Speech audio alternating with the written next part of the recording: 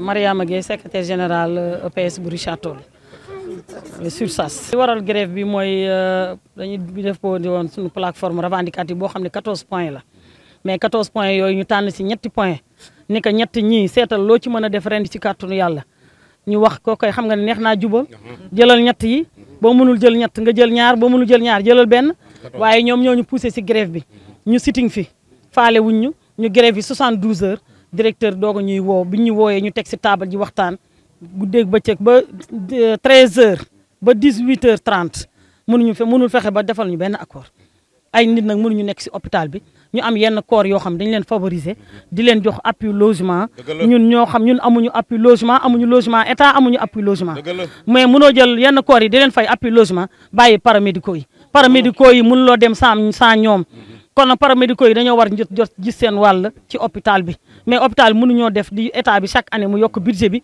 te paramédicaux yi duñu gis seen bopp loolu mënul continuer NEPAD bi ñuy wax ñu ne état mooy fay fekkee hôpital mën na fay bu mënul fay na état fay bu état fayee ñu xam ne état moo ñu fay sunu nawle yi nekk fonction publique bi ñu leen recruter léegi plus de 12 ans 13 ans ñoom ñëpp ñu ngi avancé ba mu des ñun 11 ans lañu bi ñu amee CDI ak léegi mënuñu fexe ba avancé dara virgule mënuñu ko avancé hôpital Richard Toll nag état dafa jot ngeen ñëw saytu ko te bu ngeen ñëwee bu leen yem ci direction bi kese seet leen partenaires sociaux yi parce que liñ leen di wax ak li am bokkul hôpital Richard Toll kenn paramédicaux yi gis ñu fi seen bopp appui logement yi nañ ko généraliser équité amul si hôpital bi hôpital Richard Toll ñu ngi demandé équité ñëw leen ngeen wax ci ak atte ñoo ñoom mënuñu liggéey ay millions te gisuñu suñu bopp mënul nekk salaire yi du mënul yokk 2014 ba léegi mënuñu avancer loolu mënul continuer état bi nañu ñëw dimbale ministre de la santé na ñëw premier ministre Diomaye ñu ngi koy woo ci hôpital Richard Toll jàppale leen Richard Toll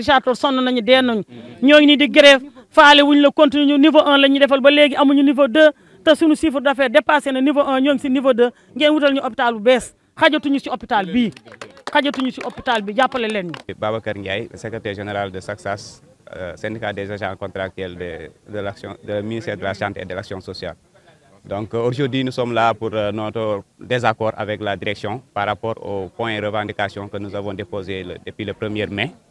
Et à notre grande surprise, on avait fait une grève la semaine passée et un sitting. On avait rencontré la direction pour évaluer par rapport aux accords.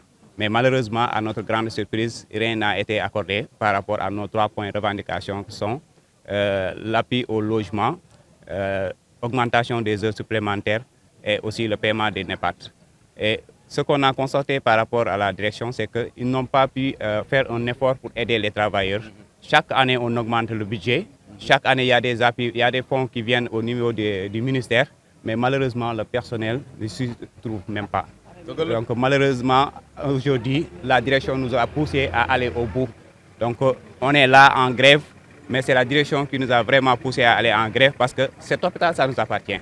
Donc nous prenons pour le bon fonctionnement, nous prenons aussi pour l'amélioration du travailleur. Mais il faut qu'il y ait l'appui de la direction. Parce qu'on ne peut pas concevoir qu'on élabore un budget sans pour autant prendre en charge le personnel.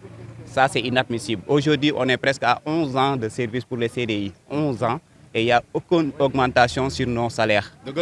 À part les 1% d'avancement qu'on a, il n'y a rien qu'on a pu augmenter sur nos salaires. Oui. Et malheureusement, nous déplorons ça, que la direction doit appuyer son personnel. La direction nous avait promis qu'elle va créer une commission ad hoc pour discuter sur les points à incidence financière, que sont l'indemnité paiement des heures supplémentaires, l'appui au logement et le NEPAD. Et malheureusement, ils n'ont pas pu créer cette commission et à notre grande surprise, ils se sont réveillés un bon matin pour convoquer une réunion pour la présentation de l'élaboration du projet de budget.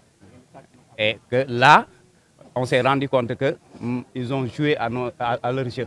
C'est-à-dire qu'ils sont venus pour nous dire que voilà, aujourd'hui, tous les services sont envoyés en rouge et qu'un budget ne fonctionne pas ainsi. Parce que si on vous dit que le budget est envoyé en rouge, ça veut dire qu'il n'y a aucun service qui fonctionne. Voilà, en âme et conscience, on sait que l'hôpital fonctionne très bien. On sait très bien que les recettes sont augmentées par rapport à l'année passée. Donc on ne peut pas concevoir des voyants rouges si on se dit la vérité. Actuellement, nous sommes à la 3e semaine de la grève et jusqu'à présent, on n'écarte pas de discuter, mais qu'il y ait des accords. S'il n'y a pas des accords, on va continuer notre plan d'action. Oui. Les lundis, on fait les sit-ins et les mardis, mercredis aussi, les grèves.